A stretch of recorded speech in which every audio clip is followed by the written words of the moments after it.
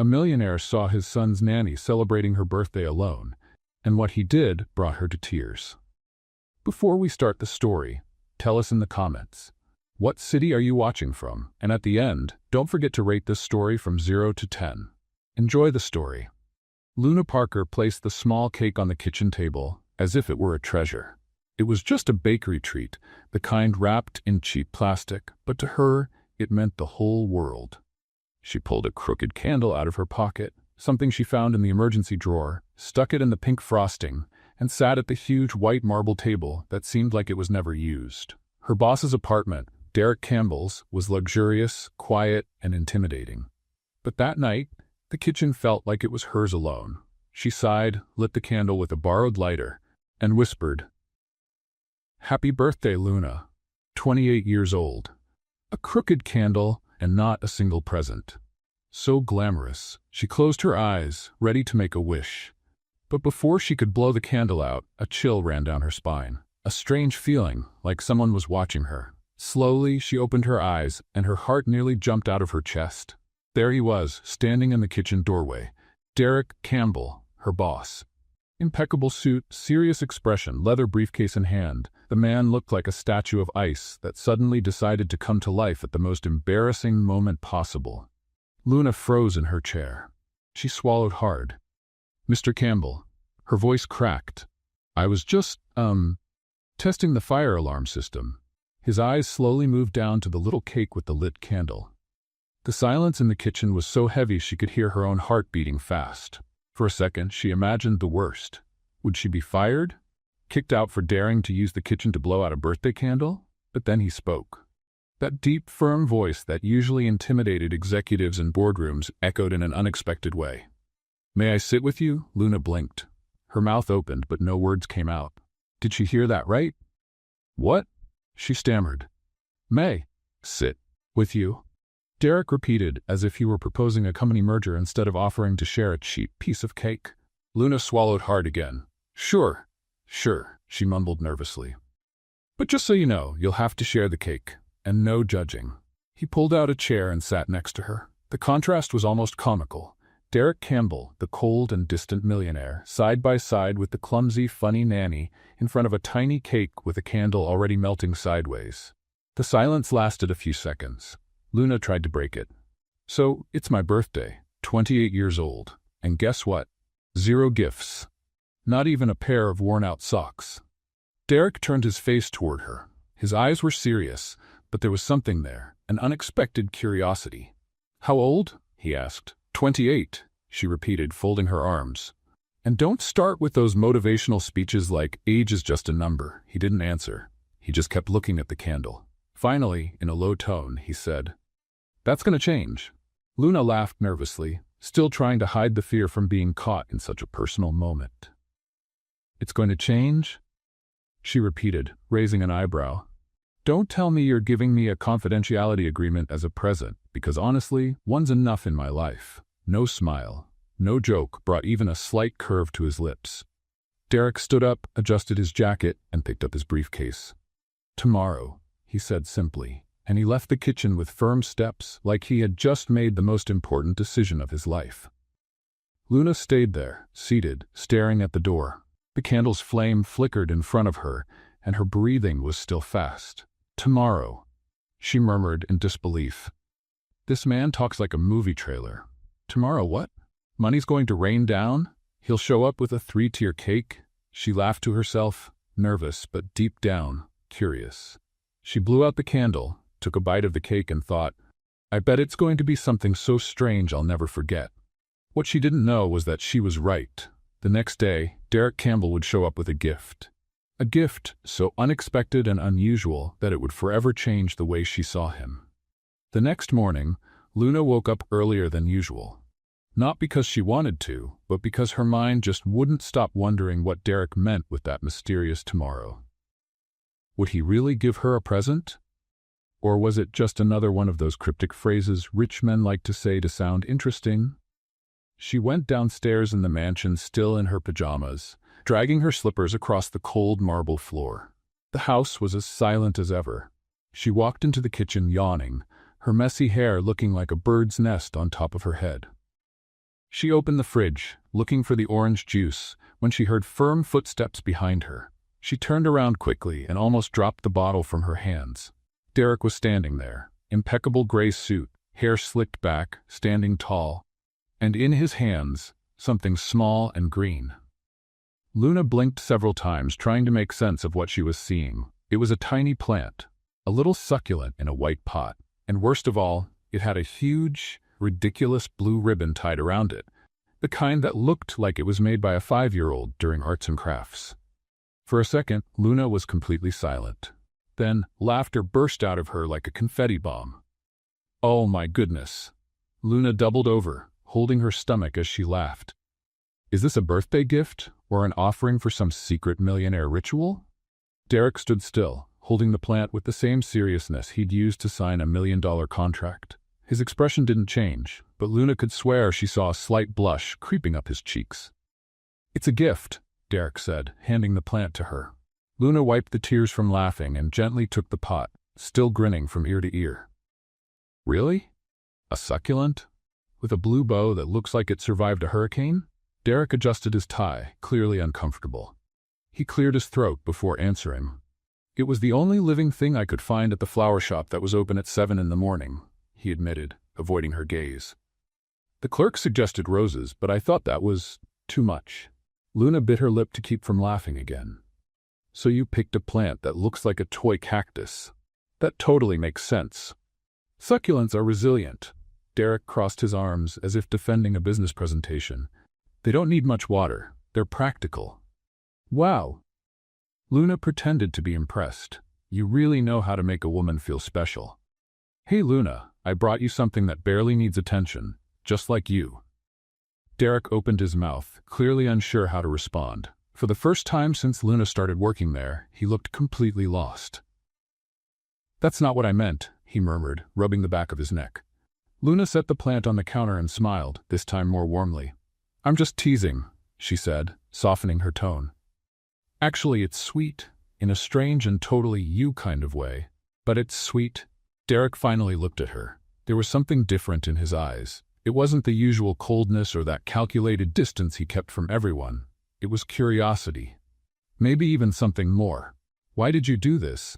Luna asked, tilting her head. I mean really, you barely talked to me except about Sam. And suddenly you show up with a gift. Derek hesitated. He opened his mouth, then closed it again.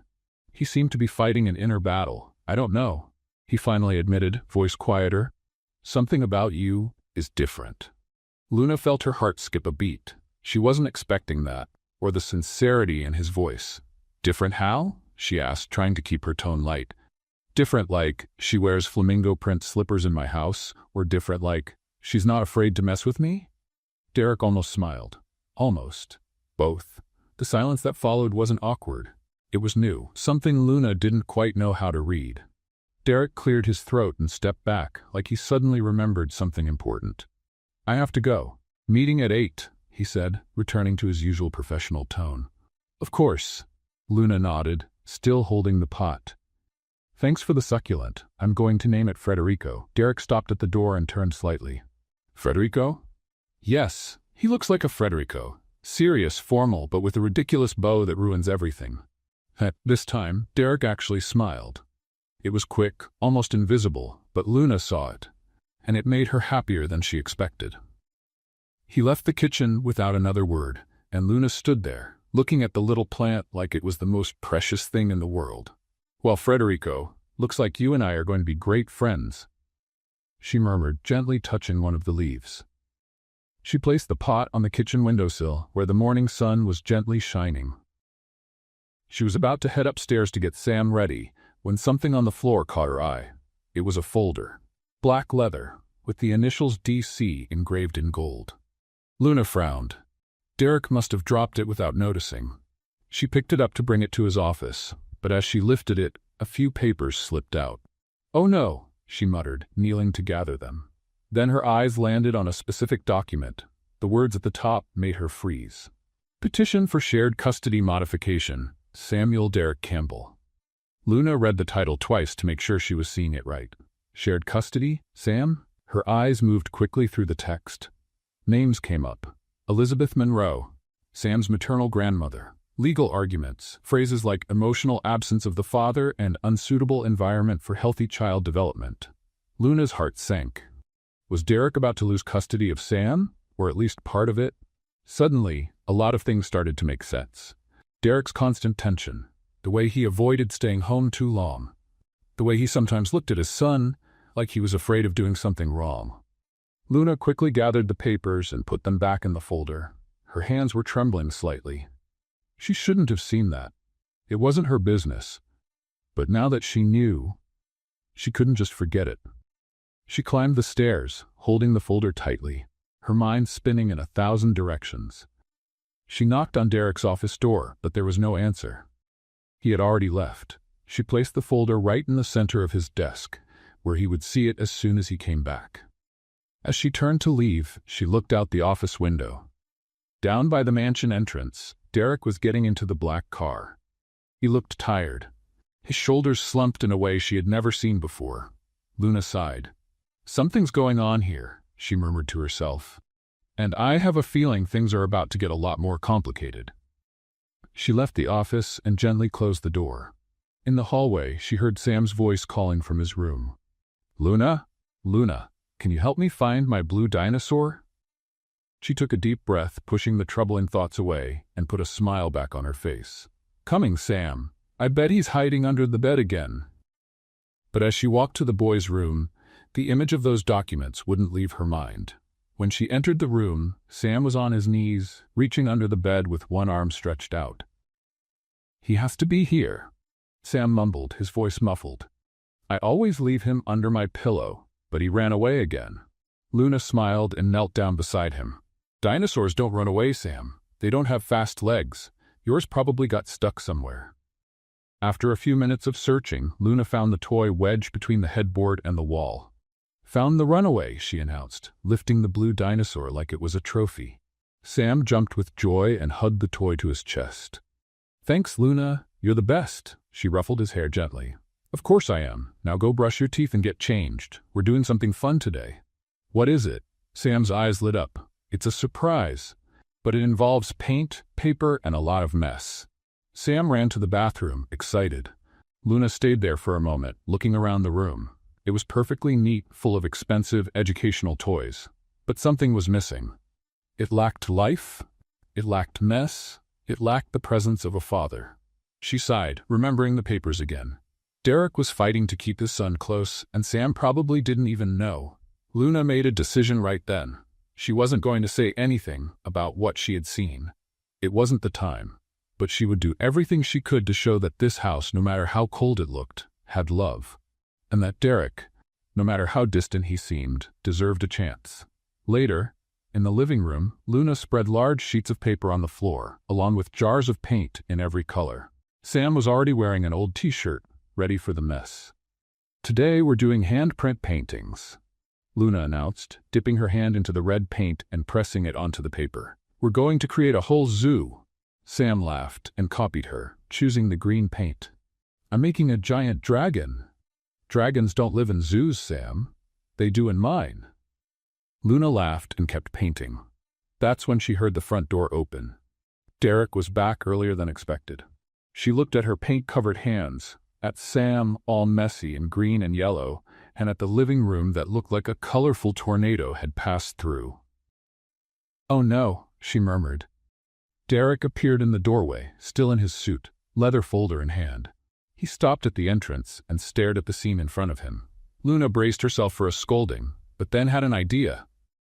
"Mr. Campbell, glad you're here," she said, standing up and leaving red paint marks on the floor. "We need one more person for the project." Derek blinked. "Project?" "Yes, we're creating a modern art mural." Luna picked up a brush and offered it to him. "Sam's doing the dragons, I'm working on the elephant, and you can do, I don't know, something serious and executive, like a pie chart." Sam dropped the paintbrush and ran over to his father, grabbing the hem of his jacket with paint-stained hands. "Daddy, you have to make a shark, please." Derek looked at his son, then at Luna, and finally at the paintbrush in her hand. He seemed to be having an internal battle. "I have work," he said, hesitating. "Work can wait 10 minutes. Luna insisted, still holding out the brush. Come on, Mr. Campbell. Show us you know how to have fun. For a moment, Luna thought he'd refuse and head straight to his office. But then something unexpected happened. Derek let out a long sigh, took off his jacket, placed his briefcase on the couch, and took the brush from Luna's hand. 10 minutes, he said, kneeling next to Sam. Luna had to bite her lip not to scream with joy. Derek dipped the brush into the blue paint and started drawing something that was supposed to be a shark, but looked more like a sausage with teeth. "Daddy, that shark looks weird," Sam said, trying not to laugh. "It's a stylized shark," Derek answered, serious. Luna couldn't hold it in and burst out laughing. "Stylized? That looks like a killer sausage." Even Derek gave a slight smile. It was brief, but it was there.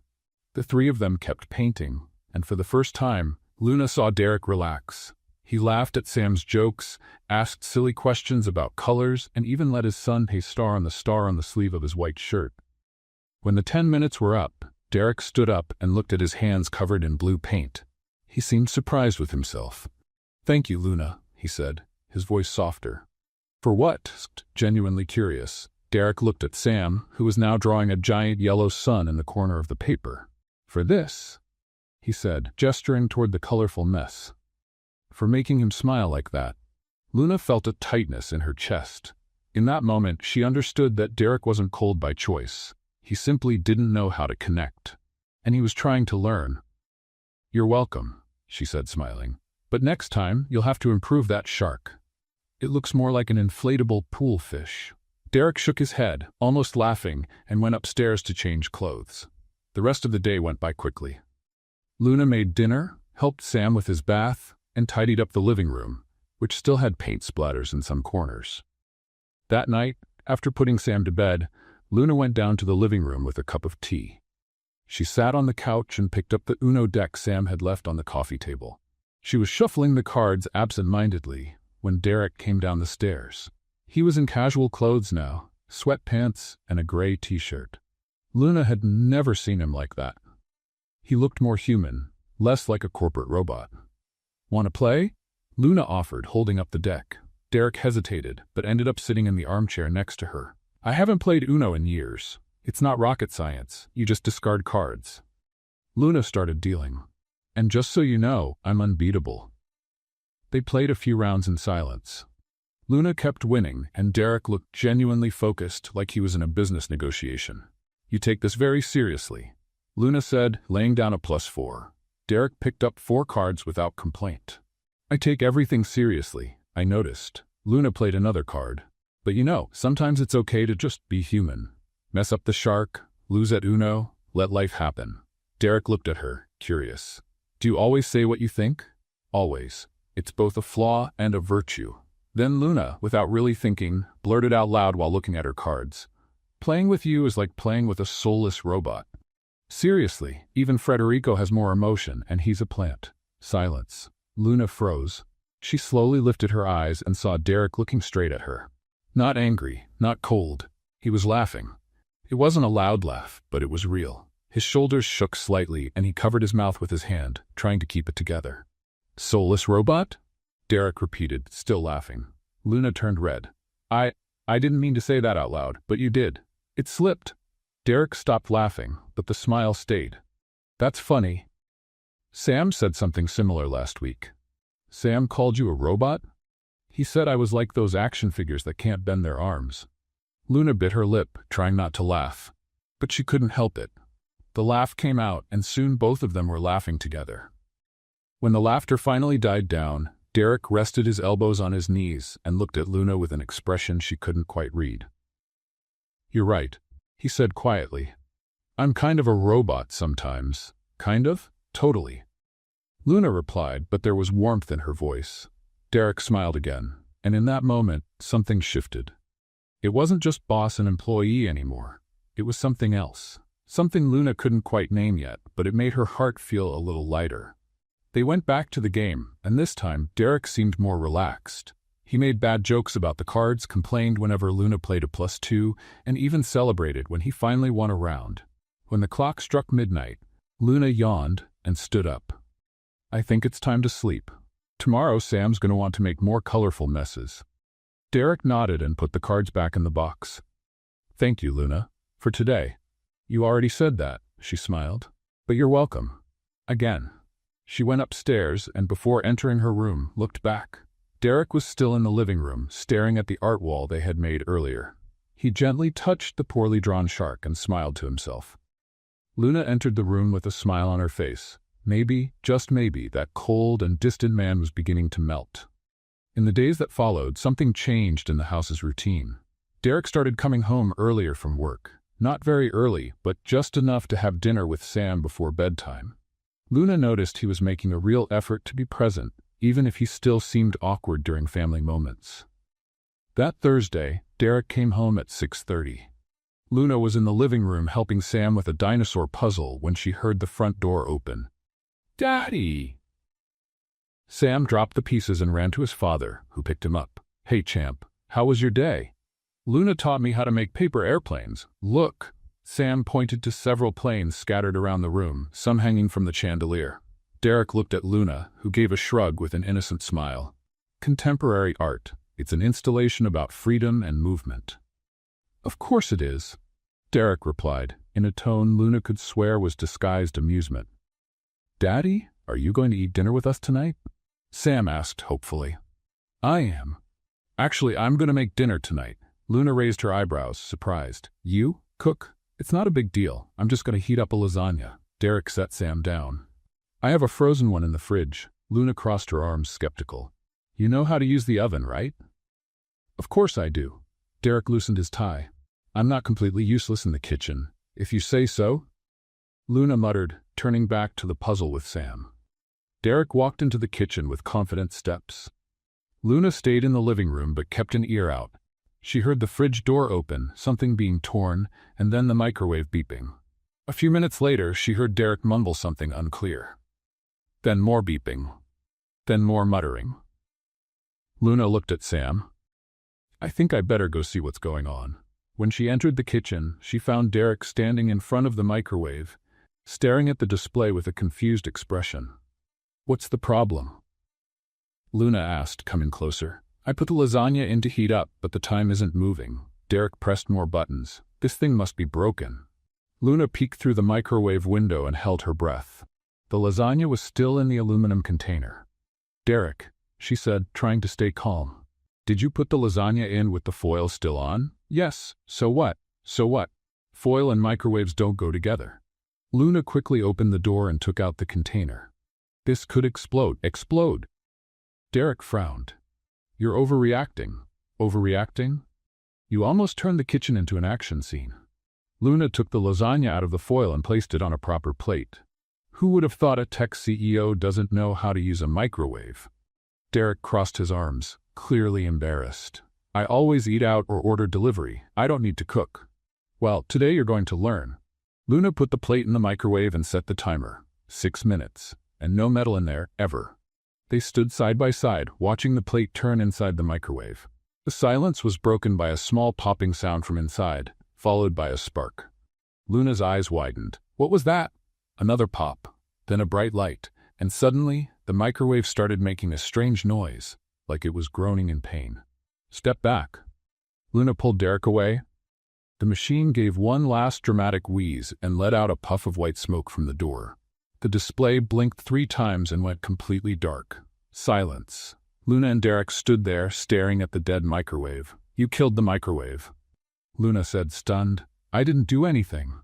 Derek defended himself. "You're the one who said it, but you're the one who put foil in it before. You probably fried the system. That doesn't make any sense." "Oh, it does." Luna started laughing. "You're so bad in the kitchen, even the appliances give up." Derek tried to stay serious, but the corners of his mouth twitched, and then he started laughing too. Sam appeared in the kitchen doorway, eyes wide. "Why is there smoke?" "Because your dad decided to declare war on the microwave," Luna replied, still laughing. "And he lost." "I did not lose," Derek protested. "It was a technical tie." Luna laughed so hard she had to lean against the counter. She grabbed a soda can nearby and opened it, trying to pull herself together. But the laughter still had her, and when she tried to take a sip, she spilled half the soda on the floor. "Oh no." She looked at the brown puddle spreading across the white floor. Derek stepped back, trying to avoid the soda, but landed right on the slipperiest part. His feet slid forward, arms flailing in the air for balance, and he fell flat on his back with a thud. Luna dropped the can and ran to help him. "Are you okay?" "Let me help you." She reached out to him, but as she pulled, her own feet slipped on the soda. Luna lost her balance and fell backward, landing next to Derek with another thud. They both lay on the kitchen floor, staring at the ceiling. Sam appeared above them, looking down. "Are you guys okay?" Luna turned her head toward Derek. He did the same. Their eyes met, and for a second they just looked at each other. Then Luna started to laugh. A quiet laugh at first, growing louder until it filled the whole kitchen. Derek tried to hold it back, but it was impossible. He laughed too. A genuine, full laugh that Luna had never heard from him before. "We're pathetic," Luna said between laughs. "Completely," Derek agreed, running a hand over his face. Sam, not quite understanding what was going on, started laughing too and threw himself down between them. "This is fun," the boy shouted. The three of them stayed there, lying on the sticky soda-covered floor, laughing like it was the most natural thing in the world. When they finally managed to get up, Luna grabbed a dish towel and started cleaning up the mess. Derek helped, still smiling. "I think we'll have to order pizza," he said, tossing some paper towels into the trash. "Good idea. And this time, let me make the call. I don't trust you around appliances anymore." They ordered pepperoni pizza and grape soda. While they waited for the delivery, Luna set the table and Sam picked out an animated movie for them to watch afterward. When the pizza arrived, the three of them sat at the table. Derek served the slices, Luna poured the drinks, and Sam couldn't stop talking about the paper airplanes he had made. Everything was calm and cozy, until Sam, with his mouth full of pizza, asked a completely unexpected question. "Daddy, could you and Luna get married?" Luna choked on her soda. She started coughing, eyes watery. Derek froze. The slice of pizza stuck halfway to his mouth. "What?" Luna managed to say between coughs. Sam looked at them both with pure innocence. "Married, like in the movies. Then Luna could live here forever and we'd be a real family." Derek slowly put the pizza back on his plate, as if a sudden movement might break the moment. "Sam, that's not—" he began, but didn't know how to finish. Luna wiped her mouth with a napkin, still catching her breath. "Sam, I already live here," she said, trying to keep the tone light. "We don't have to get married for that. But it'd be cooler if you were really my mom." The boy insisted, his eyes shining. "You make funny pancakes and play with me, and you make Dad laugh." The silence at the table was deafening. Luna looked at Derek, who was staring at his plate like the answer to all life's problems was hidden somewhere between the cheese and the tomato sauce. "Sam," Luna said gently, "your dad and I, we're just—" she searched for the right words. "We're friends. He's my boss. I take care of you." "It's different. But you laugh together." Sam argued with the simple logic of a child. "And you both fell on the floor today, and last night you played Uno until late. That's family stuff." Derek finally looked up and met Luna's eyes. There was something in his gaze that she couldn't quite read.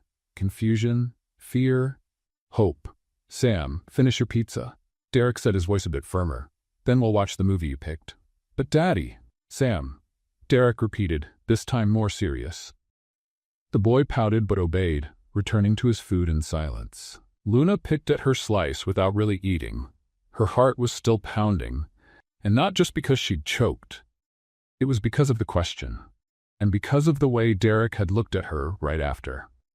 The rest of dinner went by in uncomfortable silence. Sam tried a few times to start a conversation, but neither Luna nor Derek seemed very responsive. When they finished, Luna quickly cleared the dishes and took them to the sink. Derek took Sam to the living room to watch a movie. Luna stayed in the kitchen longer than she needed to, washing the dishes with automatic movements. Married? The idea was absurd. Ridiculous. Impossible. But why had her heart started racing like that when Sam asked? The next morning, Luna woke up with a strange feeling that something had shifted. Sam's question was still echoing in her head, and she couldn't stop thinking about Derek's expression when the boy had said it. She went down to the kitchen earlier than usual, needing strong coffee to sort out her thoughts. She was pouring her cup when the doorbell rang. She frowned. Who could it be this early? She opened the door and saw Helen, the nanny from the house next door. A woman in her early 40s, always with her hair pulled into a tight bun and a look like she knew all the secrets of the world. "Good morning, Luna," Helen said with a smile that didn't quite reach her eyes. "Good morning, Helen. Do you need something?" "Oh no. I just came to bring this." She held out a plastic container. "We had some carrot cake left over from yesterday's party. I thought I'd share." Luna took the container, suspicious. Helen had never been the sharing type. "Thank you, that's kind of you." Helen leaned in slightly, like she was about to share a secret. "So how are things going around here? I saw Mr. Campbell arriving early yesterday.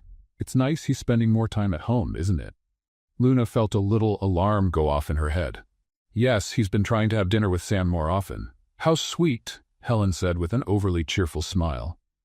"And do you also eat with them?" "Sometimes," Luna replied, unsure where the conversation was going. "Huh. That's cozy." The word hung in the air uncomfortably. Luna narrowed her eyes. "Sorry, cozy how?" Helen shrugged, but the gesture carried a hint of mischief. "Oh, you know how people are, always talking. Young nanny, single handsome boss, family dinners, people start to talk, you know?" Luna felt her blood boil. "Who's talking, Helen?" "Oh, honey, don't take it personally." Helen let out a fake little laugh. "It's just that the neighbors have been commenting. They say you two are very close. One of the staff mentioned seeing you laughing together in the kitchen the other day.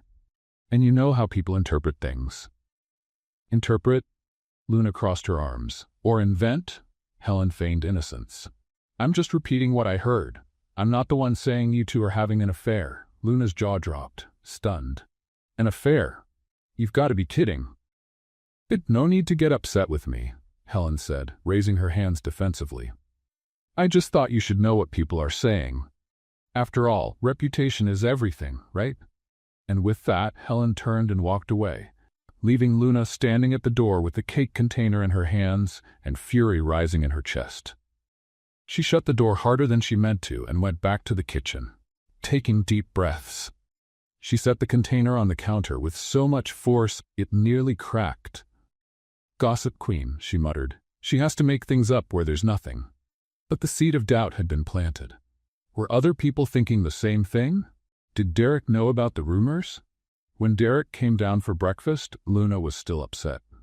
He noticed right away. "Is something wrong?" he asked, pouring himself some coffee.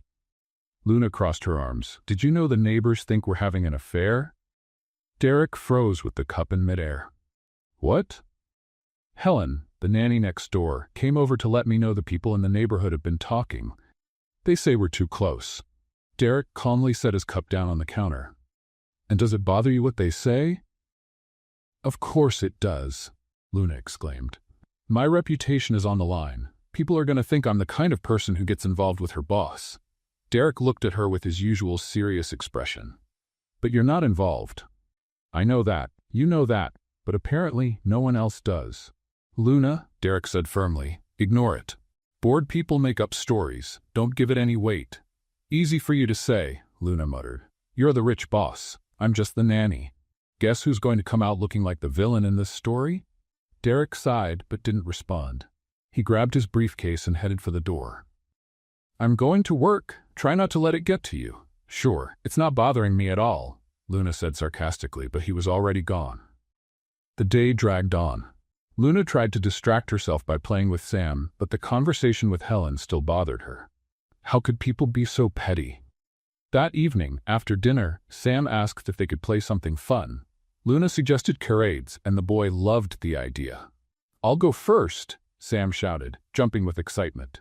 He pretended to be a lion, then an airplane, and finally a robot, which made Luna laugh, because the robot was clearly an imitation of his own father. Derek walked into the room in the middle of the game, and to Luna's surprise, he sat on the couch to watch. "Dad, now it's your turn." Sam held out the paper with the word to Derek. "Sam, I don't. Please." Derek sighed, but took the paper. He read the word and frowned. "How do I do this? No talking, just act it out." Sam laughed. Derek stood up and started miming. He made gestures with his hands, pointed at himself, then at Luna, and finally made a heart shape in the air. Luna's eyes widened. "Marriage?" Derek froze. Sam clapped his hands. "You got it! It was marriage!" Luna felt her face grow warm. Derek was still standing in the middle of the room, his hands in the air, like he'd been caught doing something he shouldn't. My turn. Luna stood up quickly, trying to hide her embarrassment. She picked a paper and read, marriage. Of course. The universe was clearly conspiring against her. She took a deep breath and began acting it out. She made the gesture of putting on a veil, then walking down an aisle, and then holding an invisible bouquet. Sam shouted the answer, but Luna kept going. She looked at Derek and, without really thinking, mimed placing a ring on his finger. Derek stared at her, his eyes locked on hers for a little too long. Then, as if in a trance, he stepped forward. Luna stepped forward too. Their hearts were pounding in sync. His face was close. Too close. Dad! Luna! Are you really gonna kiss? Sam shouted, excited. The boy's voice broke the moment. Derek stepped back at once, like he'd been shocked. This can't happen, he said, his voice tense. Luna blinked, still trying to process what had almost happened. Then anger took over. Fine, she said, crossing her arms, because I don't want anything to do with a suit-wearing iceberg anyway. Derek clenched his jaw. Luna? No, really. You're right. It would be ridiculous. She turned to Sam, forcing a smile. Sam, how about we keep playing, just the two of us? Your dad has important, cold-hearted things to do. Luna, that's immature. Derek said. Immature? Luna spun around. Immature is almost kissing me and then acting like I've got some contagious disease. I wasn't going to kiss you. Oh, come on, you were 2 inches away. You stepped forward, so did you. Sam looked back and forth between them like he was watching a tennis match. Derek ran a hand through his hair, frustrated. This is exactly the kind of thing that can't happen. You heard the rumors today. Imagine if... If what? If someone found out you almost kissed the nanny? Luna snapped, her voice dripping with sarcasm. Relax, Mr. Campbell. Your secret's safe with me. Heaven forbid a man like you stooped so low. That's not what this is about. Then what is it about? Derek opened his mouth, but no words came out. He looked at Sam, who was staring wide-eyed, then back at Luna. I have to work. And he left the room, leaving Luna standing there, bat shaking with anger. And something else she didn't want to admit. Sam tugged on her sleeve. Luna, why did you two fight? She took a deep breath and knelt beside him. Grown-ups can be complicated, Sam, but it's okay. Want to keep playing? But it wasn't okay. And Luna knew it. The next few days were strange. Derek practically vanished. He left the house before Luna woke up and came back after Sam was already asleep. When he needed to talk to her, he sent short, professional text messages. No more chats in the kitchen, no more family dinners, nothing. Luna tried not to care. After all, she was just the nanny. She had no right to miss him. But she did, and that only made her more upset. On Wednesday morning, Luna was in the kitchen making coffee when she heard footsteps on the stairs. Derek came down wearing a navy blue suit, his tie perfectly straight, hair neat. He looked even more distant than in the past few days. He walked into the kitchen without looking at her, went straight to the coffee machine, and grabbed a mug. Luna bit her lip. The silence was unbearable. She held the coffee pot and turned to pour herself a cup when her elbow hit the handle of Derek's mug, which was sitting at the edge of the counter. The mug tipped. Hot coffee spilled directly onto his dress shoe. Derek jumped back, but it was too late. The brown liquid ran down the black leather. Seriously? He looked at Luna in disbelief. It was an accident, Luna said, but it didn't come out very convincingly. An accident? Derek grabbed a towel and started drying his shoe. You bumped it on purpose. I did not. Luna crossed her arms. It's not my fault you leave things on the edge of the counter. The cup wasn't near the edge. Yes, it was. It was about to fall. Luna, I know the difference between an accident and acting out. Acting out? Luna felt her anger rising. I'm not 5 years old, Derek. Then stop acting like it. Me? You're the one who's been avoiding me for the past 3 days like I'm a ghost. Derek threw the dish towel on the counter. I've been busy. I have a company to run. Of course you do. You always do. Luna rolled her eyes. But before, you used to make it home in time to have dinner with your son. Now, not even that. It's none of your business how I manage my time. It is when I'm the one who has to comfort Sam every night when he asks why his dad isn't home. Derek opened his mouth to reply, but closed it again. He grabbed his briefcase and headed toward the door. I have to go, he said, his voice cold. Of course you do. Luna muttered, loud enough for him to hear. Run away. It's what you do best. Derek stopped at the door. He turned slowly. What did you say? Luna stared at him, her eyes shining with frustration. You heard me. Every time things get hard, you run. You throw yourself into work, hide behind the company, pretend nothing happened. But you know what? That won't make your problems disappear. The silence that followed was heavy. Derek looked at her for a long moment, his jaw tight, his dark eyes impossible to read. You don't know anything about me, he finally said and walked out. Luna was left alone in the kitchen, her heart racing, her hands shaking. Had she gone too far? Probably, but so had he. Ignoring her like that, avoiding his own home because of one stupid almost kiss. The rest of the day dragged on. Luna took Sam to the park, made lunch, helped with his homework, but her mind was somewhere else. In the afternoon, while Sam was drawing in the living room, Luna heard the front door open. Derek had come home early. That was unusual. He walked into the room and looked at his son. Sam dropped his crayons and ran to him. Daddy, you're home early. Derek picked the boy up, but Luna noticed he looked tired. Exhausted, really. I am. I thought I'd spend some time with you. Can we play video games? Of course. Sam ran off to get controllers, and Derek finally looked at Luna. She quickly looked away and went upstairs to give them space. Hours later, with the sun already setting, Luna came downstairs to start dinner. She stopped in the hallway when she heard a teary voice coming from the living room. It was Sam. She walked over quietly and saw the boy sitting on the couch, tears running down his cheeks. Derek wasn't there. Luna walked into the room and knelt in front of him. Sam, what happened? Why are you crying? The boy wiped his face with his shirt sleeve. Daddy went to work again. He said he'd stay, but he had to leave. Luna felt a sting in her chest. She hugged Sam tightly. Sometimes grown-ups have to work, even when they don't want to. But he always leaves. Sam sniffled. Doesn't he like being with me? Of course he does. Luna held the boy's face in her hands. Your dad loves you so much, Sam. You're the most important thing in the world to him. Then why does he leave all the time? Luna took a deep breath, choosing her words carefully.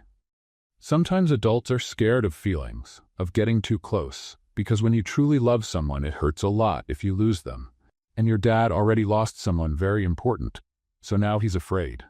My mom? Luna nodded. Yes. But you know what? Being afraid doesn't mean he doesn't love you. It means he loves you so much that the idea of losing you scares him. Sam thought for a moment. And what about you, Luna? Are you scared too? The question caught Luna off guard. She gave a sad smile. Sometimes. But I'm learning that being scared shouldn't stop us from loving people, because love is the most important thing there is. Do you love my dad? Luna froze. She opened her mouth, but no words came out. That's when she heard a voice behind her. You're right, I am. Luna quickly turned around. Derek was standing at the doorway, still in his suit, with an expression so vulnerable she almost didn't recognize him. I'm scared, he repeated, stepping closer. I'm scared of getting too close, of caring too much, of losing again. Sam wiped his tears and looked at his father. Derek knelt in front of his son and Luna. I'm sorry, Sam, for staying away, for not being here when you needed me. The boy threw himself into his father's arms, and Derek hugged him tightly. Luna stood up to give them space, but Derek reached out and grabbed her wrist. Don't go, he said softly. Please. Luna stood still, her heart racing. Derek looked at her with such intensity it took her breath away. We need to talk, he said. A real talk. No running. No interruptions. Luna swallowed hard. When? Tonight, after Sam goes to bed. She hesitated. Part of her wanted to say no, to protect her heart. But the other part, the part that missed his laughter, the silly moments in the kitchen, the looks that lasted longer than they should, that part wanted to hear what he had to say. All right, she agreed, cautiously. After Sam finally fell asleep, Luna came downstairs with her heart beating faster than she'd like to admit. She found Derek in the living room, sitting on the couch, hands clasped together, elbows resting on his knees. He was staring at the floor like he was trying to gather courage. Luna stopped at the doorway, arms crossed in a defensive posture. So, she said, breaking the silence. Is this the part where you give me a corporate speech about professional boundaries? Derek lifted his head and almost smiled. No, I just want to stop running. Luna sat down in the armchair across from him, keeping a safe distance. She waited. Derek took a deep breath before starting. I'm not good at this. talking about feelings, about what's going on in here. He touched his chest. But I promised I'd try. He paused, searching for the right words. Being a single dad is hard, harder than I thought.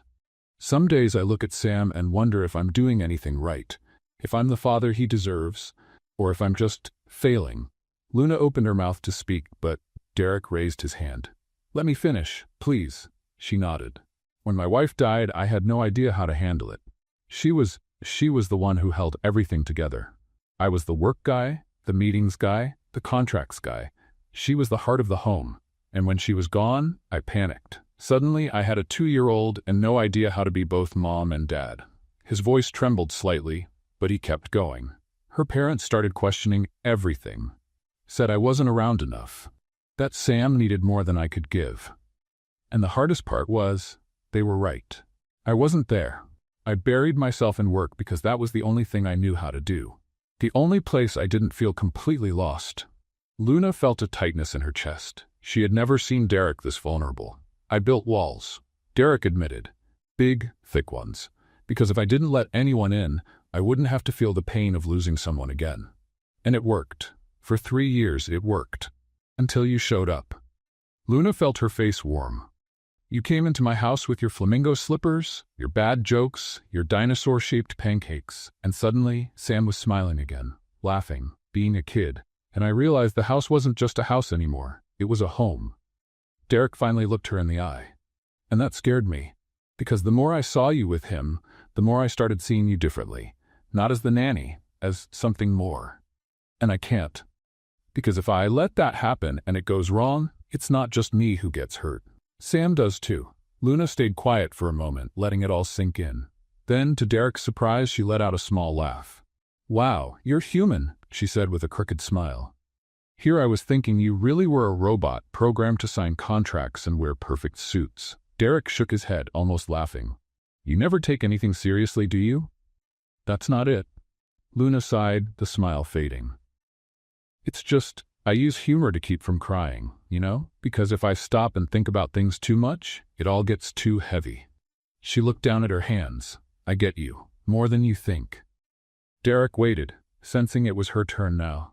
Luna took a deep breath. My dad always said I'd never be good enough for anything. That I was too loud, too clumsy, too much of a dreamer. He wanted me to be a lawyer or a doctor or anything that would impress his friends. But I just wanted to be happy. And that was never enough for him. Her voice grew softer. My mom was different. She understood me, supported me, told me being different was a good thing. But she died when I was 18. And after that, my dad and I drifted apart. So did the rest of my family. Without her, there was nothing keeping us together anymore. Luna quickly wiped her eyes. So I came to New York. I started working as a nanny, because taking care of kids makes me feel like I'm doing something that matters, something meaningful, even if my dad never thought it was anything to be proud of. She looked at Derek. And then I met you too, you and Sam. And for the first time in years, I felt like I was part of something, part of a family. Even if it wasn't really mine. The silence that followed was full of emotion. Derek leaned forward and, without realizing it, took Luna's hand. She looked at their hands, surprised. He didn't seem to notice what he'd done. He was too focused on her eyes. You're good enough, Luna, he said, his voice firm. More than good enough. You're amazing. And anyone who doesn't see that is blind. Luna felt her heart race. Derek's hand was warm, steady, holding hers like it was the most natural thing in the world. And he wasn't letting go. She looked at him. Derek looked back. The space between them suddenly felt smaller. Or maybe it had always been small, and they were just now noticing. Derek leaned in slightly. Luna did too. The air was heavy with anticipation. Luna? Sam's voice echoed from upstairs. Luna, where are you?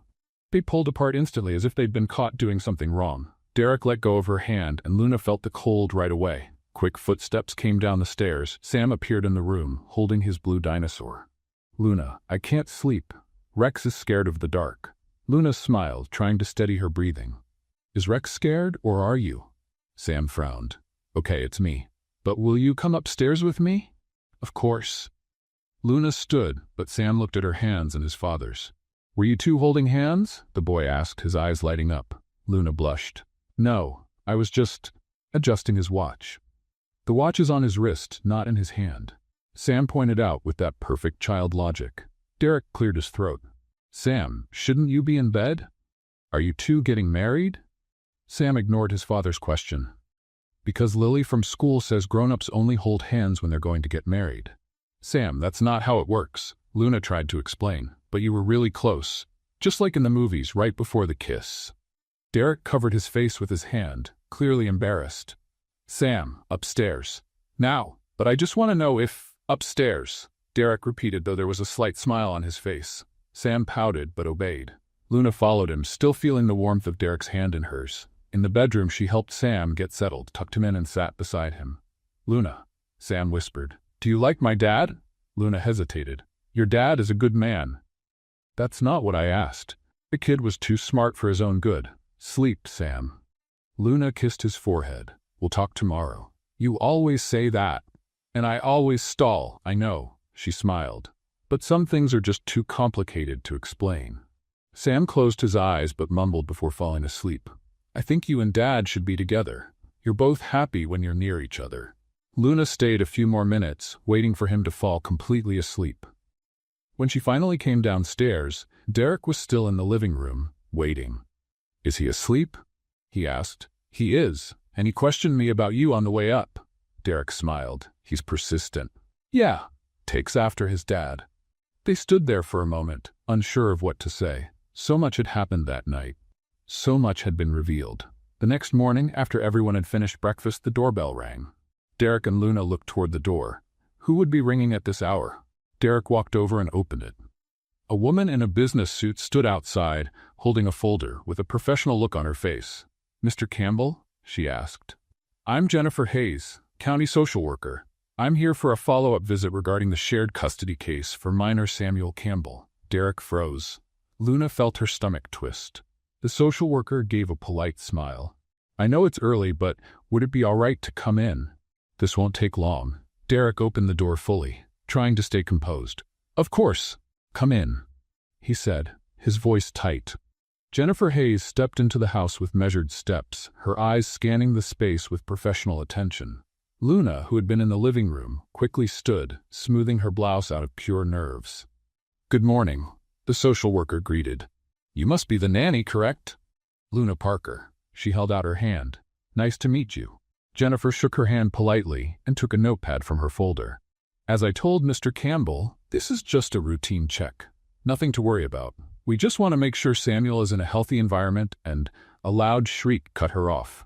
Everyone turned toward the stairs. Sam came running down, completely naked, wearing only underwear on his head like a hat. I'm Super Sam, the boy shouted, arms out like he was flying.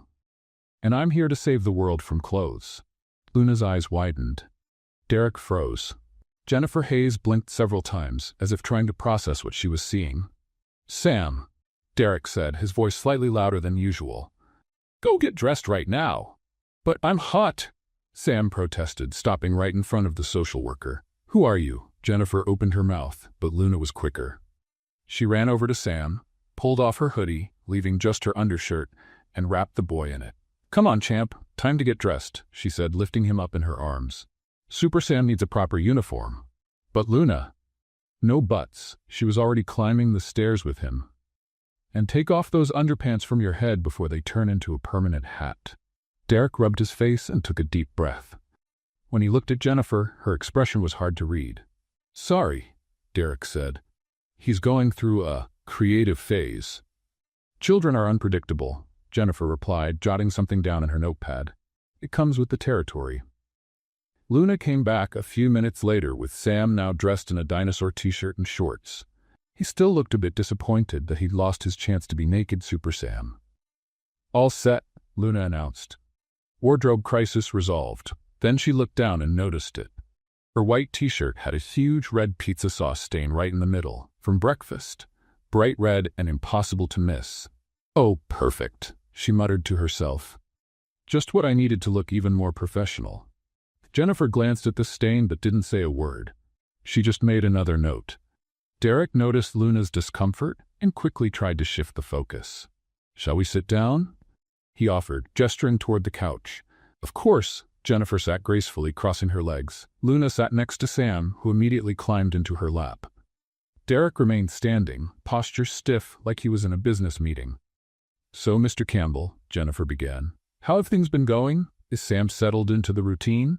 "Yes, very well," Derek replied, voice formal. "He goes to school every day, does his activities, has a regular schedule." Jennifer looked at Sam. "And you, Sam? Do you like living here with your dad?" Sam nodded, hugging his dinosaur to his chest. "Yes, Luna makes funny pancakes. And Daddy plays video games with me now." Jennifer smiled and wrote something else down.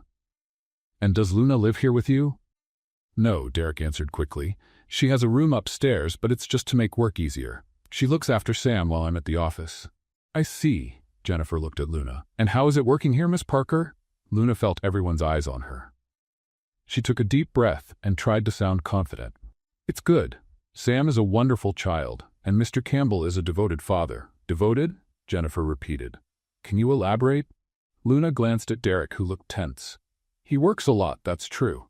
But whenever he can, he's here. He eats dinner with Sam, plays with him, stays involved in his life. He's learning how to balance everything." Jennifer took more notes. The silence in the room felt heavy. "Mr. Campbell," Jennifer finally said, "I'm here because the Monroe family requested a custody reassessment. They claim you don't have enough time to properly care for Samuel, and that he would be better off in their care." Derek clenched his jaw. "With all due respect, they're wrong. I understand your position," Jennifer continued, "but I need to make an objective evaluation. That's why I'm here, to see how Samuel is actually living."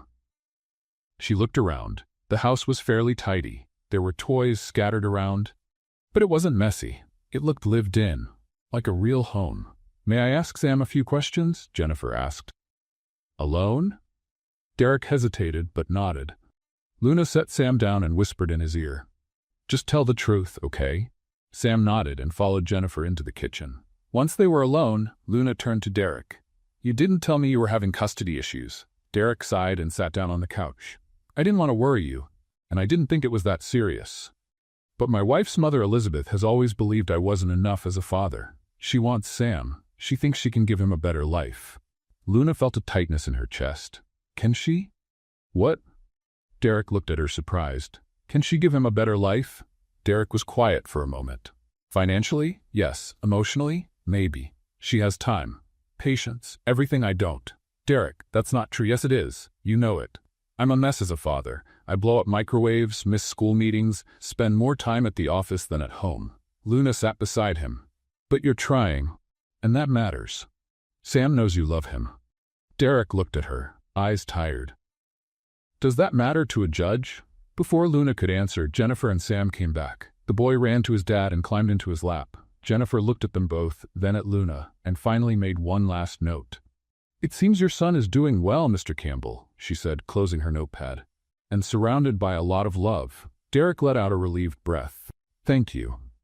Jennifer stood up. "I'll write my report and send it to the court. But I can say the home is in order, Sam is happy and healthy, and it's clear there are people here who care about him." She looked at Luna. "Especially you, Miss Parker. Your care for this family is obvious." Luna felt her face grow warm. Jennifer walked to the door, but before leaving, she turned back. "One last thing, Mr. Campbell. If you need additional references for the case, people who can speak about the family environment, it would be wise to prepare that." And with that, she left. Derek stood still, processing everything. After a few seconds, he looked at Luna. "Luna, I need to ask you something." She waited. "Would you be willing to be a formal reference in the case, to testify about what things are like here? About how Sam's doing?" Luna blinked, surprised. "You want me to go to court?" "Yes. If it comes to that. You spend more time with him than anyone else. You see everything. The judge needs to hear that." Luna looked at Sam, who was playing on the floor with his dinosaur. Then she looked back at Derek. "Of course," she said, though her voice came out hesitant. "Are you sure?" "I'm sure. I'll help." But even as she said it, her eyes showed doubt, because testifying meant getting even more involved. It meant making a commitment, and part of her was afraid of what that might mean for her own heart. 3 days after the social worker's visit, life in the house seemed to have gone back to normal. Or almost. Luna noticed Derek was more tense. checking his phone constantly, like he was expecting bad news at any moment. That Saturday morning, Luna was in the kitchen with Derek and Sam, the three of them making pancakes. But not just any pancakes. These were artistic pancakes. "Mine's going to be a unicorn," Sam announced, pouring the batter into the pan in a completely random shape. "That looks more like a slug with a horn," Luna joked, laughing. "And yours is better?" Sam pointed at Luna's pancake, which was supposed to be a cat but looked more like a deformed alien. Derek was trying to make a perfect circle, but the batter kept running off to the sides, forming something that looked like an amoeba. "Mr. Campbell, your cooking skills are as impressive as ever," Luna teased. "At least mine won't give anyone nightmares," he replied, glancing at Luna's alien cat. The three of them were laughing when the doorbell rang. Derek frowned and went to answer it. When he opened the door, he froze. "Elizabeth." Luna, who was flipping a pancake, paused mid-motion. Elizabeth, his mother-in-law, a well-dressed woman in her 60s, entered the house. Perfectly styled gray hair, expensive but modest clothing, upright posture. She looked around with sharp eyes. "Derek," she greeted him in a formal tone. "I hope I'm not intruding." "No, of course not," Derek replied, clearly lying. "What brings you here?" "I spoke to the social worker," Elizabeth said, walking toward the kitchen. "She mentioned that Sam is doing well. I wanted to see for myself." As she entered the kitchen, she stopped. Sam had flour on his face, Luna was holding a spatula dripping batter, and Derek had a chocolate syrup stain on his shirt. "Grandma?" Sam ran over and hugged her legs. Elizabeth smiled, but it was a tight smile. She patted her grandson's head. "Hello, dear. What are you making?" "Unicorn pancakes." Sam showed her his creation in the skillet. Elizabeth looked at Luna, examining her from head to toe. "You must be the nanny." "Luna Parker," she said, reaching out her hand, trying to wipe off some flour first. "Nice to meet you, Mrs. Monroe." Elizabeth shook her hand briefly, without much enthusiasm. "I've heard a lot about you from the social worker." Her tone was neutral, but Luna felt there was something behind the words. Derek cleared his throat. "Elizabeth, if I had known you were coming, I would have." "Prepared the house?" Elizabeth interrupted. "I prefer it this way, to see how things really are." She looked around at the messy kitchen, the oddly shaped pancakes, and the three of them covered in flour and syrup. "Interesting," was all she said. "Grandma, are you staying?" Sam asked hopefully. Elizabeth looked at her grandson, and her expression softened. "If your father doesn't mind, I'd like to spend a few days here, to spend time together." Derek had no way to say no. "Of course, make yourself at home." And that's how the strangest days Luna had ever experienced in that house began. Elizabeth settled into the guest room, and, from the very first day, she watched everything. Luna felt her eyes on her all the time. When she played with Sam, when she cooked meals, when she helped with homework. On the second day, Luna was giving Sam a bath when she dropped the shampoo bottle. It rolled across the bathroom floor and hit the door. Elizabeth appeared immediately. "Is everything all right?" "Yes, just the shampoo acting rebellious," Luna said, picking the bottle up from the floor. Elizabeth watched as Luna dried Sam, put his pajamas on, and carefully combed his hair. "You do this every day?" "Yes, it's part of the routine." Elizabeth nodded but didn't say anything else. On the third day, Luna was making lunch when she slightly burned the rice. Elizabeth was in the kitchen and commented, "You should lower the heat earlier." "I know," Luna replied, trying not to sound defensive. "I got distracted for a second." "A second is all it takes for things to go wrong," Elizabeth said, but her tone wasn't cruel. It was just factual. Luna began to feel pressured, as if she were constantly being tested. But then, on the fourth day, something changed. Sam was playing in the living room when he tripped and fell, scraping his knee. He started crying loudly. Luna ran to him, picked him up, and carried him to the kitchen. "Let me see, champ." She examined his knee. "Ah, just a little scratch." "You're strong. It will heal soon." She grabbed a Band-Aid from the cabinet, but it wasn't just any Band-Aid. It had superhero designs. "Look at this. Spider-Man is going to protect your knee now," she said, carefully putting it on. Sam stopped crying and looked at the Band-Aid. "Really? Really? And do you know what else helps?" Luna put on a serious face. "Medicinal ice cream." "Medicinal ice cream?" Sam repeated, his eyes lighting up. "Yes, it's scientifically proven that ice cream cures scraped knees." Luna opened the freezer and took out a cone. Elizabeth, who was watching from the doorway, shook her head, but there was a small smile at the corner of her mouth.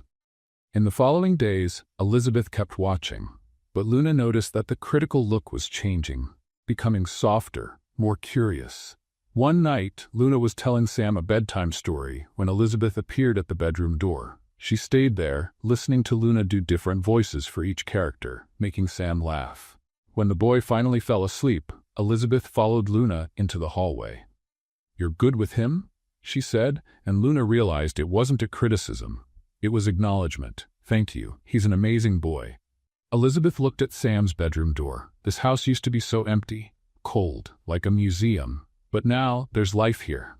Luna didn't know what to say. Elizabeth looked at her. "You brought this, the life, the warmth." And then, without saying anything else, she went to her own room. Luna stood in the hallway, her heart tight. Was Elizabeth starting to like her, or was it just a casual remark? The next day, Luna was passing by Derek's office when she heard his voice on the phone. "Yes, I need someone to start on Monday. A housekeeper, to prepare breakfast and organize the house. Can you send the resume?" Luna stopped. Her stomach turned. A housekeeper? To make breakfast? But she was the one who made breakfast every day. She was the one who made the pancakes, the eggs, the coffee. She was the one who set the table. And now he was going to hire someone to do her job? Luna walked into the office without knocking. Derek quickly hung up the phone. "Luna, a housekeeper?" She interrupted him, her voice trembling. "You're going to hire a housekeeper?" Derek sighed. "It's necessary. With Elizabeth here and with the custody process, I need to show that the house is in order, that it has a professional structure." "Professional structure?" Luna felt her anger rising. "I'm not enough structure? This isn't about you." "Of course it is." Luna crossed her arms. "You're replacing me, putting every piece in the right place. The housekeeper takes care of the house and the breakfast, and I always take care of Sam and the breakfast he loves. Now I won't even make his breakfast? I'll just be another disposable employee in a few days?" "Luna, you're overreacting." "I'm not. You're trying to formalize everything. Put me in a box. But I'm not a decorative piece, nor a stepping stone for a lonely millionaire." Derek stood up from his chair. "You know that's not it." "Then what is it?" They stood face to face, their breathing fast, the tension filling all the space between them. And then Derek kissed her. It wasn't gentle. It wasn't planned. It was pure impulse, need, frustration turned into something else. Luna was surprised for a second, but then she kissed him back, her hands clutching his shoulders. When they finally pulled apart, both were out of breath. "Luna, Derek began, but she kissed him again, and this time they didn't stop. That night, they crossed a line they shouldn't have crossed. The next morning, Luna woke up in Derek's room.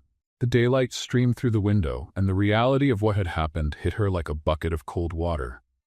Derek was sitting on the edge of the bed, already dressed, his head in his hands. "Derek?" Luna called, pulling the sheet around her. He didn't turn.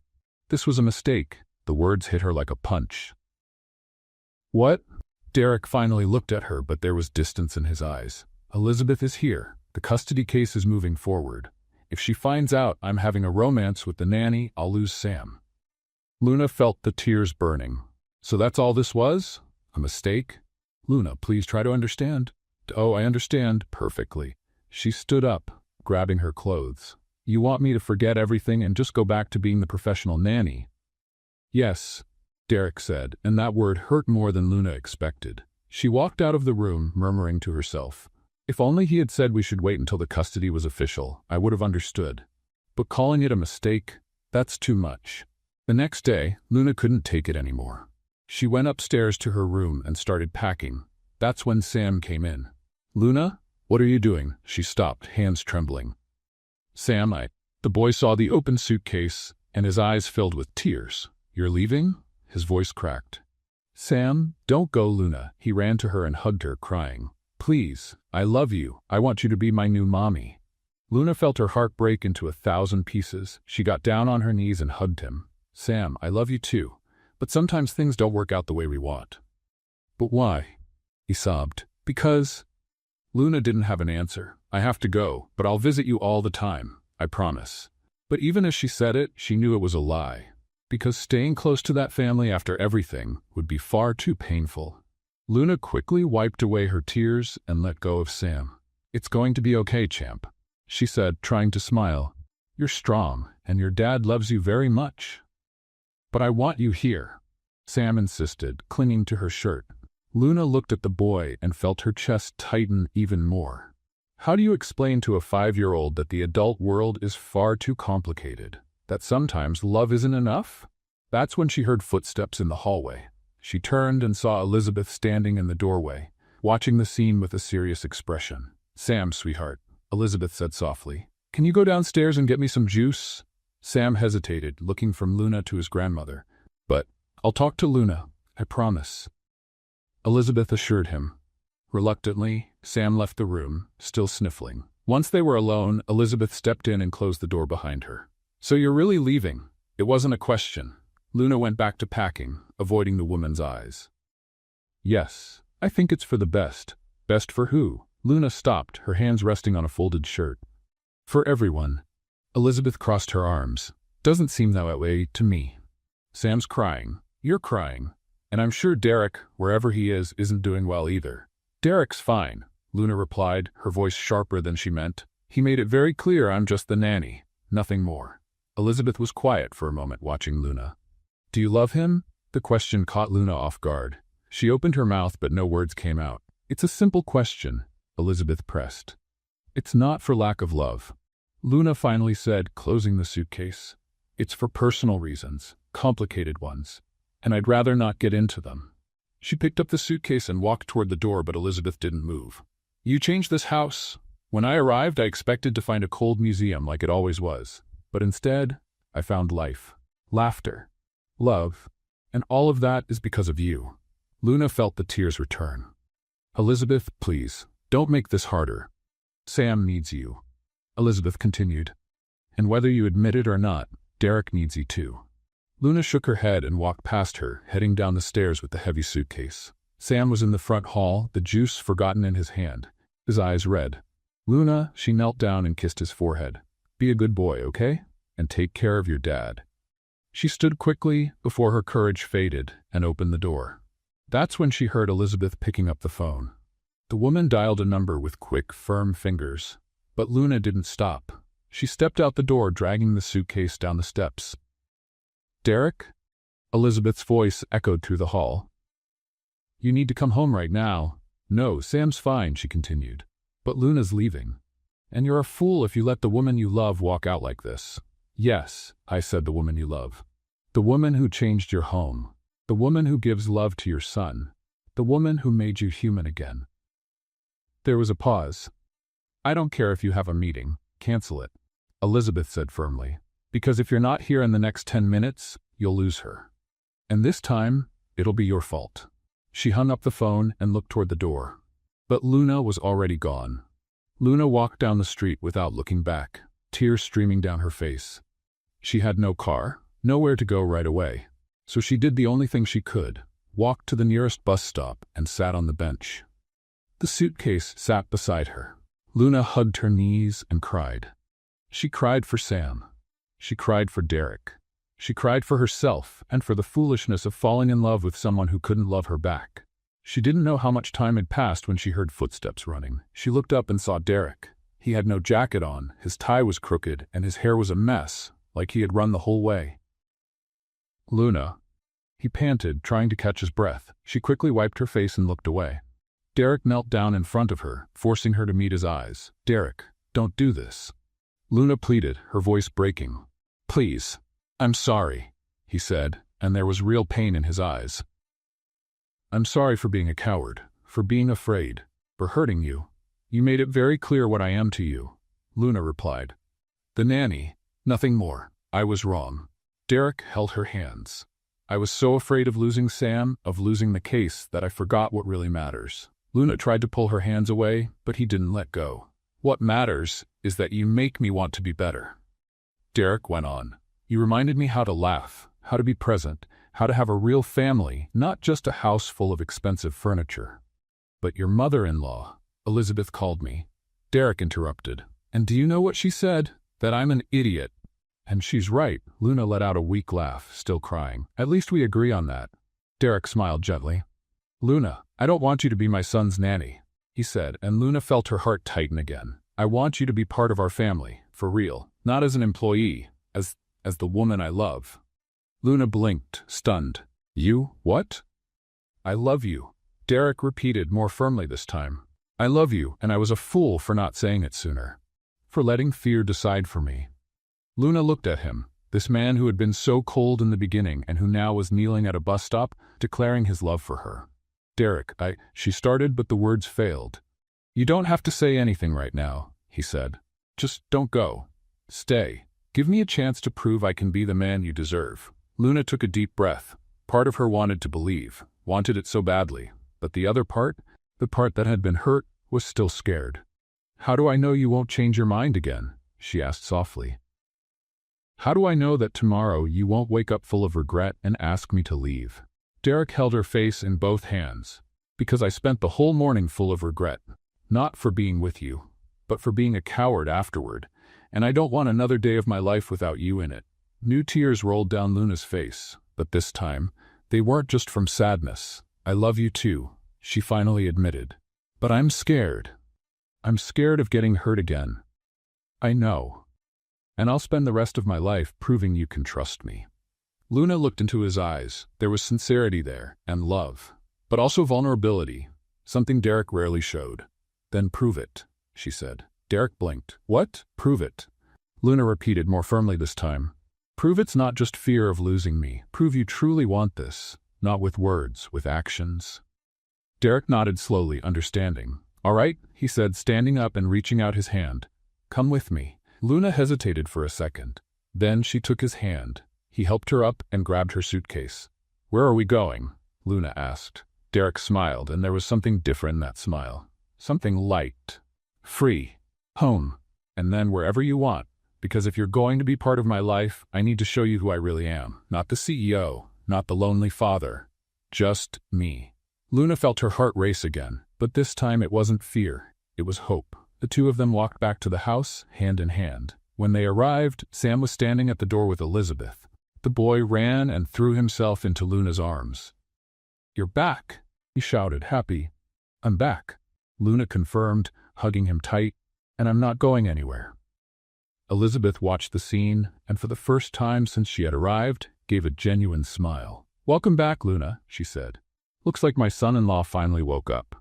Derek looked at his mother-in-law, surprised. You approve? Approve? Elizabeth raised an eyebrow. If you had let her go, I would have taken you off Sam's custody just for being stupid. Luna laughed, still holding Sam. Derek wrapped his arm around her, pulling her close. So, he whispered in her ear. Where do I start proving it? Luna looked at him, her eyes still wet but shining. Start from the beginning. Show me who Derek Campbell is when he's not hiding behind suits and contracts. He nodded. Deal. And for the first time in a long while, Luna felt that maybe, just maybe, things could actually work out. 3 days later, Derek woke Luna up early on a Saturday. She was still in her pajamas when he appeared at her bedroom door. Put on something comfortable, he said with a mysterious smile. We're going out. Luna rubbed her eyes, confused. Out? Where? What time is it? 7 in the morning. And it's a surprise. 7 a.m. on a Saturday should be illegal, Luna muttered, but got up anyway. When she came downstairs, she found Sam already dressed and full of energy, bouncing on one foot and then the other. Luna, we're going on a picnic. A picnic? She looked at Derek, who was holding a basket. You know how to do a picnic? No, that's why I bought everything ready-made, he admitted without shame. Learning from my mistakes. Luna laughed and grabbed her jacket. They got in the car and Derek drove out of the city. Luna watched the scenery change, tall buildings giving way to trees and smaller houses. Where exactly are we going? She asked. To the place where I grew up, Derek replied, and there was something different in his voice. Something lighter. After nearly an hour, they arrived at a small, simple park. There were some old trees, wooden benches, and a worn-out playground. Nothing fancy, nothing impressive, but it felt cozy. Derek parked and looked around with a nostalgic smile. I spent every summer of my childhood here, he said, getting out of the car. Sam ran to the playground, and Luna walked alongside Derek. I didn't picture you as a public park kid, she said. I wasn't always a suit-wearing CEO, Derek smiled. Believe it or not, I was once a kid who climbed trees and came home covered in scrapes. They found a nice spot under a big tree and spread out the blanket on the ground. Derek opened the basket and pulled out sandwiches, fruit, juice, and even some cookies. Impressive, Luna said. Not a single microwave exploded in the making of this picnic. That's because I didn't make anything, Derek replied, laughing. I just bought it all. As they ate, Derek pulled out his phone and started showing Luna old photos. One of him at about 8 years old, smiling with a missing front tooth. Look at this, Luna laughed. You were adorable. What happened? I got serious, Derek made a face. And I lost that tooth in a fight over a swing. You fought over a swing? It was the best swing in the park. Totally worth it. Luna laughed so hard she almost choked on her juice. It was the first time she had ever seen Derek so relaxed, so human. He showed her more photos. His parents, who had already passed away. The simple house where he grew up. His childhood friends. Everything changed when I went to college, Derek said, putting his phone away. I started working hard, climbing the ladder. And somewhere along the way, I forgot about this part of me. The part that just wanted to be happy. Luna held his hand. You can have both, you know? Success and happiness. I know that now. You reminded me. Sam came running back, sweaty and smiling. Dad, Luna, let's play something. What do you want to play? Derek asked. Uno. Luna looked at Derek in surprise. You brought Uno to a picnic? Of course. He pulled the deck from his backpack. It's the official Campbell family game now. They played right there, sitting on the blanket. But Sam started making up silly rules. If someone plays a red 7, they have to make a funny face, the boy declared. That's not a real rule, Luna protested. It is now, Sam insisted. Derek played a red 7 and made the silliest face he could, crossing his eyes and puffing out his cheeks. Luna and Sam burst into laughter. My turn! Luna played a blue +2, and the rule is whoever gets a +2 has to sing a song. Derek drew 2 cards and began singing a birthday song completely off key. That makes no sense. Luna laughed so hard her eyes watered. You didn't say which song. They kept playing with even more ridiculous rules. By the time the game ended, Sam was exhausted and laid down on the blanket, falling asleep almost instantly. Luna covered the boy with her jacket and looked at Derek. Thank you for today, she said softly, for showing me this side of you. Derek stayed quiet for a moment, just looking at her. Then suddenly he knelt down in front of Luna. Her eyes widened. Derek, what are you? Relax, he raised his hands. It's not what you're thinking. Not yet. Luna let out the breath she'd been holding. Then what is it? Derek took her hands in his.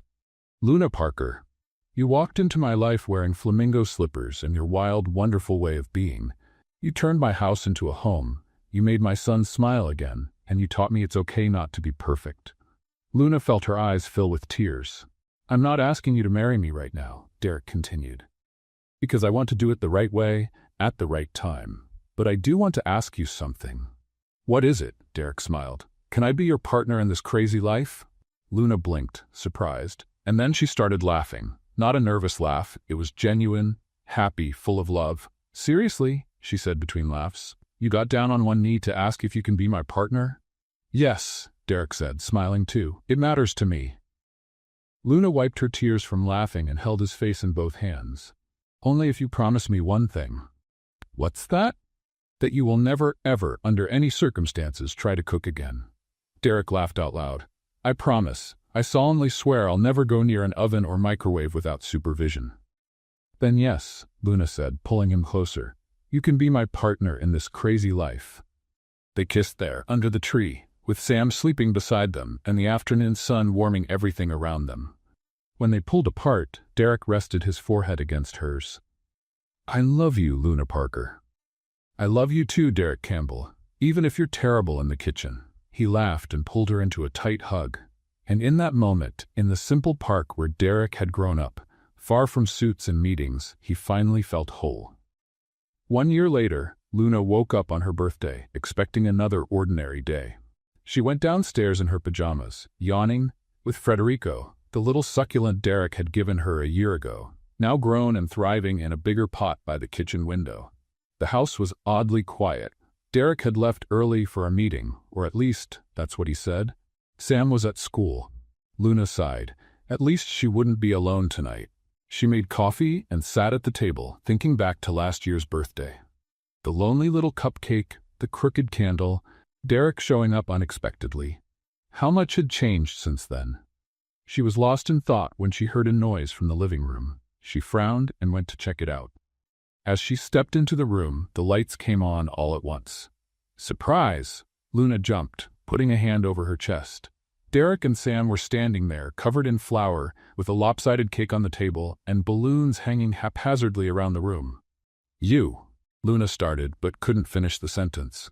"We made a cake," Sam shouted, excited. "Well, we tried." Luna looked at the cake. It was a leaning tower of batter, covered in pink frosting that dripped down the sides. Random candles were stuck all over it, some crooked, some lying on the cake itself. "This is the ugliest thing I've ever seen," Luna said, then burst out laughing. "And it's perfect." Derek smiled, flour in his hair and a streak of frosting on his face. "I know I promised never to cook again, but technically Sam was supervising." "I helped," Sam confirmed proudly. "I cracked the eggs and dropped half the shells in," Derek added. "But we fished them all out, I think." Luna crossed her arms, trying not to laugh even more. "So there's a chance I'll chip a tooth on an eggshell?" "A small one," Derek admitted. "Very small." Luna shook her head and walked over to them, hugging them both. "Thank you. You two are crazy." "We learned from the best," Derek said, kissing the top of her head. They sang Happy Birthday, with Sam purposely singing off-key to make Luna laugh. When they finished, Derek lit the candles. "Make a wish," Sam urged. Luna looked at the candles, then at Derek and Sam. She closed her eyes and thought, "Let this never end." She blew out all the candles at once. Sam clapped his hands. "Now cut the cake." Luna picked up the knife, but before she could slice it, Derek took her hand. "Wait, there's something." He reached into his pocket and pulled out a small velvet box. Luna felt her heart stop. "Derek." He opened the box, revealing a simple but beautiful ring, with a small diamond that sparkled in the light. Sam was bouncing next to him, barely able to contain his excitement. "Luna Parker," Derek began, his voice full of emotion. "A year ago, your wish was not to celebrate alone, and you didn't. You celebrated with me. With us." Luna felt tears start to fall. "And I want you to celebrate every birthday with me too," Derek went on. "Forever, until we're old, with gray hair, arguing about who forgot to buy milk." Luna laughed through her tears. "So?" Derek took a deep breath. "Will you marry me?" For a second, Luna couldn't speak. She just looked at the man in front of her, the man who'd once been so cold, and who now stood there covered in flour, with a crooked cake beside him and his heart wide open. "Yes," she finally said, her voice shaky. "Yes, I do." Derek slid the ring onto her finger and pulled her into a kiss full of love, of promises, of a future. Sam cheered with joy and jumped on top of them, making all three fall into a messy hug. When they pulled apart, Luna had flour on her face and chocolate syrup on her shirt. Derek wasn't in better shape, now with frosting in his hair. "We're a mess," Luna said, laughing. "The best mess in the world," Derek agreed. Sam tugged at Luna's sleeve. "So now, can I be the ring bearer at the wedding?" Luna and Derek looked at each other and laughed. "Of course you can," Luna assured him. "You're going to be the cutest ring bearer ever." "I'm going to practice," Sam declared. "I'll walk really slow and won't drop the rings." Derek tousled his son's hair. "You'll be perfect, champ." 3 months later, on a sunny spring morning, Luna was in a room getting ready for the wedding. Elizabeth was adjusting her veil with care. "You look beautiful, dear," the woman said, eyes misty. "Thank you, Elizabeth." Luna held her hand. "For everything, for believing in me, for not letting Derek lose me." Elizabeth smiled. "You saved my family, Luna. You brought life where there was only coldness. I should be thanking you." A soft knock on the door interrupted them. Sam walked in, wearing a little suit and holding the ring pillow like it was the most precious treasure in the world. "Luna, you look like a princess." "And you look like a prince." She knelt down to his level. "Ready?" "Yes, I practiced last night. Watch." Sam walked slowly across the room in exaggerated slow motion. Luna and Elizabeth laughed. "Perfect." Luna approved. The music started. It was time. Luna walked down the aisle to the garden where the ceremony would take place. There were flowers everywhere. Friends and family seated. but she only had eyes for Derek. He stood at the altar in a gray suit, eyes fixed on her. And when their eyes met, he smiled. That smile Luna had grown to love, the one that didn't appear often but meant more than 1,000 words. Sam walked ahead of her, holding the pillow with all the seriousness of an adult, but tripped over his own foot and almost dropped the rings. He caught them just in time and looked back with a relieved smile. The guests laughed, and Sam continued his triumphant walk. When Luna reached the altar, Derek took her hand. "You look beautiful," he whispered. "You too, and no flower this time." He chuckled quietly. The ceremony was short but emotional. They exchanged vows, promising love, partnership, patience with Derek's cooking attempts, and lots of dinosaur-shaped pancakes. When the priest said, "You may kiss the bride," Derek pulled her close and kissed her with all the love he had kept inside for so long. The guests applauded. Sam shouted, "Yay!" from the crowd. Elizabeth discreetly wiped away tears. At the reception, Luna and Derek danced their first dance. It wasn't perfect. He stepped on her foot twice, but it was theirs. Real. Honest. "So, Mrs. Campbell," Derek said as they twirled. "How do you feel?" "Like I hit the jackpot," Luna replied. "But like the life jackpot, not the money one, because you already hit that before meeting me," Derek laughed. "I hit the real jackpot when you walked into my life with those ridiculous flip-flops." "Hey, don't talk bad about my flamingos. Never. I love them, just like I love you." Luna rested her head on his shoulder. "I love you too. Forever." And there, in the middle of the celebration, surrounded by people who loved them, Luna knew this was just the beginning. The beginning of a life full of laughter, messes, lopsided pancakes, made-up Uno rules, and love. So much love. What did you think of Luna and Derek's story? Leave your thoughts in the comments. Rate this story from 0 to 10. What's your score? Don't forget to subscribe and click the bell to keep up with all our stories, and check out more emotional tales right here on the end screen.